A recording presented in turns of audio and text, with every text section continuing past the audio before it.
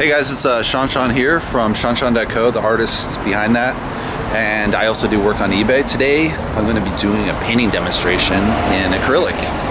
Today we're going to do the Borealis in Alaska, and hopefully you like it. Wish me luck. I'm going to go in now. Thanks guys. Alright, so today we're going to paint the Borealis. Do you guys know why or how these clouds are formed? Stay tuned and find out. Alright, see you guys. Well, I think that's Alright, it. we're going to first start the painting. So here are the colors. Did you order me? Wait a minute. This is a burnt Did you order me a burnt umber from Golden. An 8? Carbon black. 8. It's a little bitty It's a one. little tiny. Aquatone blue. Well, I mean, it's this. Early orange. This. Phthalo blue. I want it bigger. You want the 8. Queen red. Quarter, you want bigger than that? A half? Titanium white. Quarter is good. Primary yellow. Iron oxide. Yellow ochre. Yeah, I was going to say that. And phthalo green yellow tint. And the raw umber. All right, now So we'll see how it goes. Hopefully it's good.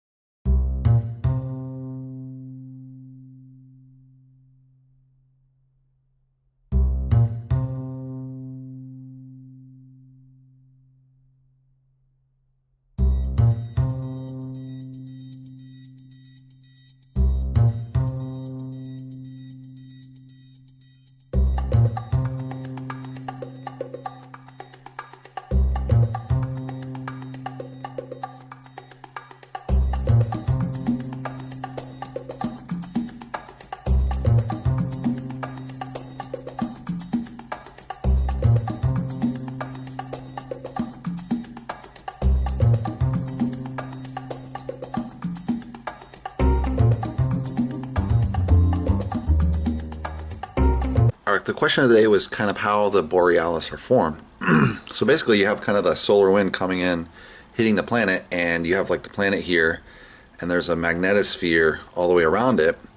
But on the poles they're slightly weaker, so when the solar wind hits it, it actually kind of penetrates further into the atmosphere than normal, so you get these brilliant light effects from the magnetosphere that protects the whole planet from, you know, being irradiated by the solar particles. Kind of blows it out and allows life to live here, and those lights kind of penetrate there, and so you get to actually see because the ozone is thinner. All right, hope you enjoy the video. Thanks, guys.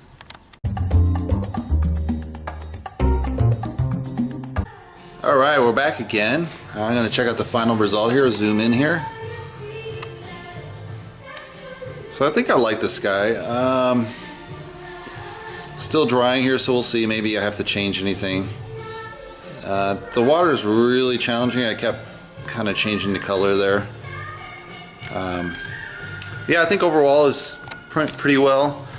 Again, a little bit of challenge because I haven't seen the Borealis, so if you haven't seen it, then you kind of don't know if the photo reference is right, you know, what you should be looking for. I might revisit this again. It's kind of a really interesting kind of concept to paint the Borealis. So we'll see how it goes.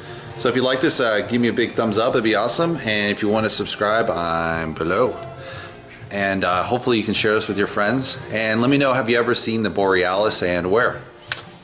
Check you guys later. Thanks.